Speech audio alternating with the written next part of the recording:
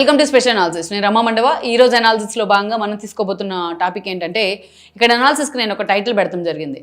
అమిత్ షాతో టచ్లోకి వచ్చిన ఆ ఇద్దరు ఎంపీలు ఎవరు అని చెప్పేసి నేను టైటిల్ పెట్టాను. ఆ అంశం గురించి మనం మాట్లాడుకునే ప్రయత్నం చేద్దాం. ఇక్కడ చూసినట్లయితే నిజంగానే వైఎస్ఆర్సీపీ ఎంపీల విషయంలో చాలా సీరియస్ చర్చ జరుగుతోంది చాలా రోజులుగా.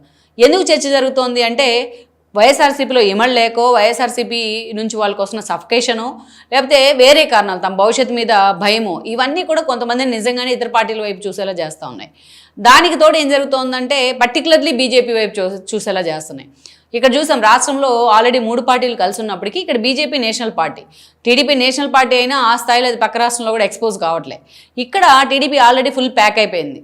వేరే జనసేన విషయానికి వచ్చినట్టే, జనసేన కూడా ఎప్పుడు కూడా పవన్ కళ్యాణ్ నేతల్ని తయారు చేసుకోవాలి, పక్క వాళ్ళని తీసుకోవడం కంటే అనే మాట ఎక్కువ చెప్తూ ఉంటారు.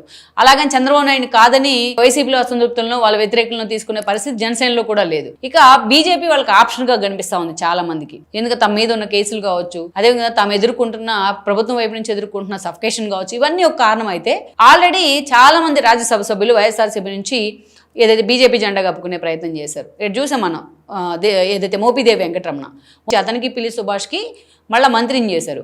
సిఆర్డీఏ రద్దు సమయంలో కౌన్సిల్ రద్దు చేద్దామని జగన్మోహన్ రెడ్డి ఒక సంచలన నిర్ణయం తీసుకున్న సమయంలో దేవన్ను అండ్ పిల్లి ఇద్దరు కూడా రిజైన్ చేశారు తమ పదవులకి. వాళ్ళకి రాజ్యసభ ఇచ్చారు అనుకున్నట్టుగానే, ముందుగా మంచి పదవులు కూడా పోయినాయి, రాజ్యసభ ఇచ్చారు. కానీ అయినా సరే అలాంటి వాళ్ళ టికెట్ అడిగితే ఆయన ఇవ్వకుండా ఈబురు గణేష్ని తీసుకొచ్చి అక్కడ పెట్టాడు జగన్మోహన్ రెడ్డి.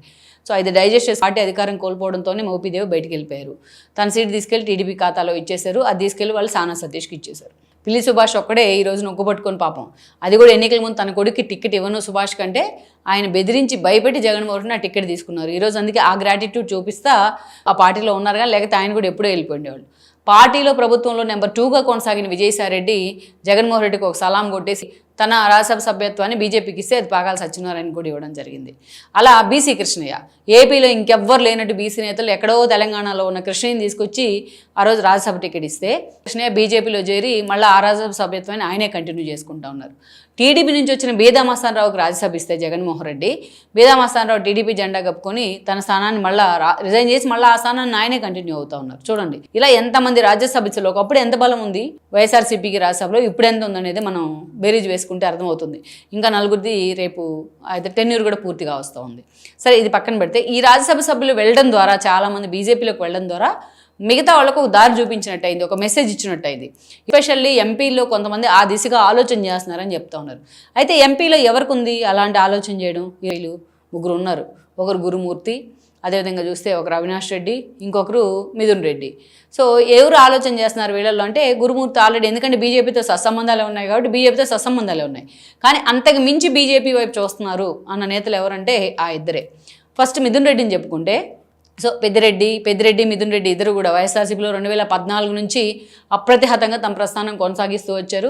తండ్రి ఎమ్మెల్యేగా ఉంటే కొడుకు ఎంపీగా 3 సార్లు నుంచి వాళ్ళు గెలిచారు. అందరూ కూడా ట్విస్ట్ ఏంటంటే, మొన్నటి ఎన్నికల సమయంలో రాష్ట్ర వ్యాప్తంగా కూటమి ఉంటే, బట్ వీళ్ళిద్దరు కూడా ఎంపీగా మిథున్ గెలిచారు, మళ్ళీ ఎమ్మెల్యేగా అదేవిధంగా పెద్దిరెడ్డి గెలవడం జరిగింది. అయితే వీళ్ళిద్దరూ గెలిచిన దగ్గర నుంచి ఆ పార్టీలోంచి సఫకేషనే. అంతకుముందులాగా పెద్దిరెడ్డికి అంత ప్రయారిటీ లేదు. మరోవైపు కూటమి వైపు నుంచి కేసులు పడతా ఉన్నాయి. మదనపల్లి ఫైల్స్ తగలబడిన కేసు దగ్గర నుంచి అనేక అంశాల్లో పెద్దిరెడ్డి మీద ప్రెజర్ క్రియేట్ అయింది ఈరోజు ఆయన ఏదైతే పెద్దిరెడ్డి మీద. ఇక మరోవైపు ఈ కేసులతోనే ఆయన సతమతం అవుతూ ఉంటే, మరోవైపు మిథున్ రెడ్డి లిక్కర్ స్కామ్ వ్యవహారంలో అరెస్ట్ అయ్యారు. 2వ పొలిటికల్ అరెస్ట్ అది చెవిరెడ్డి తర్వాత. సుదీర్ఘంగా జైల్లో ఉంటే బెయిల్ మీద ప్రస్తుతం బయటకు వచ్చారు.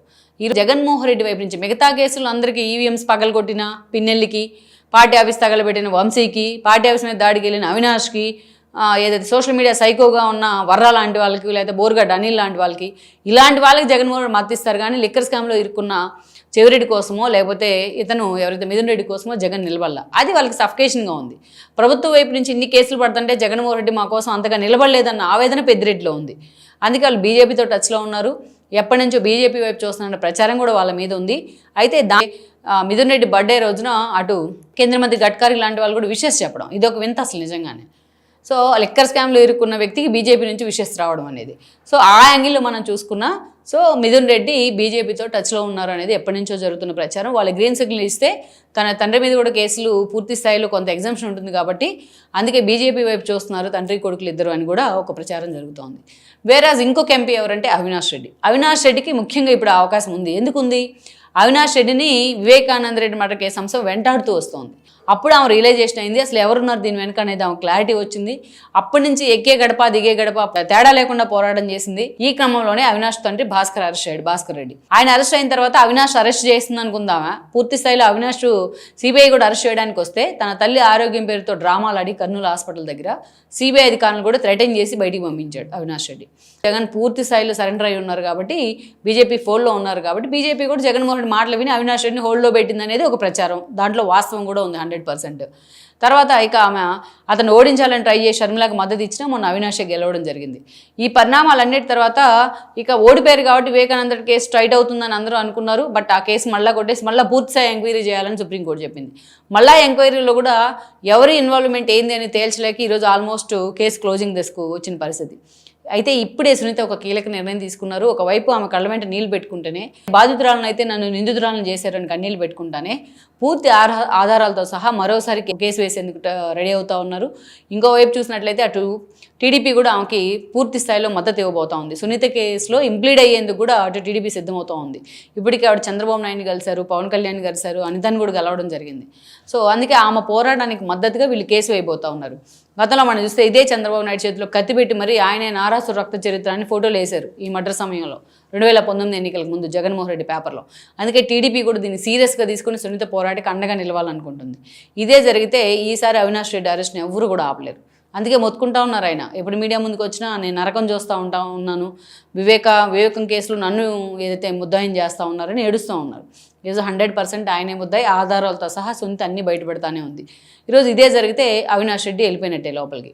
ఈ సఫికేషన్ తీసుకోలేకే ఆయన పెందుల అండ్ దెన్ ఒంటిమిట్ట జెడ్పీటీసీ ఉప ఎన్నిక సమయంలో పూర్తి స్థాయిలో కాడి కింద పడేశాడు. జగన్మోహన్ రెడ్డి తిట్లకు కూడా కారణమయ్యారు. సో అలాంటి అవినాష్ కూడా ఈరోజు బీజేపీ వైపు చూస్తున్నారు. ఈ మాట జగన్ గతంలోనే చెప్పారు. నువ్వు అవినాష్ మీద కేసు పెడితే అవినాష్ బీజేపీలోకి వెళ్తారు, అక్కడ రెస్క్యూ అవుతాడు అని చెప్పి జగన్మోహన్ చెప్పారని సునీత చెప్పింది కదా, అదే జరగబోతోంది ఈ రోజున. అందుకే అటు అవినాష్ కూడా ఆయన పెళ్లి రోజున కూడా గడ్కరీ శుభాకాంక్షలు చెప్పారు మొన్న. అంటే అటు అవినాష్ కానీ ఇటు ఏకంగా మిథున్ వీళ్ళిద్దరూ కూడా బీజేపీతో టచ్లో ఉన్నారనేది అయితే ఒక ప్రచారం నడుస్తూ ఉంది. సో వాళ్ళిద్దరూ ఏదైతే జగన్మోహన్ రెడ్డికి షాక్ ఇచ్చేలాగా బీజేపీ వైపు జంప్ చేసినా పెద్ద ఆశ్చర్యం లేదనేది ఒక ప్రచారం. లెట్స్ సీ మరి మొత్తానికైతే మాత్రం ఇది కేవలం ప్రచారంగానే మిగిలిపోతుందా, తమ కేసుల కోసమైనా వీళ్ళు ఆ దిశగా ఫోకస్ పెడతారా అన్నది మనం చూడాల్సి ఉంది.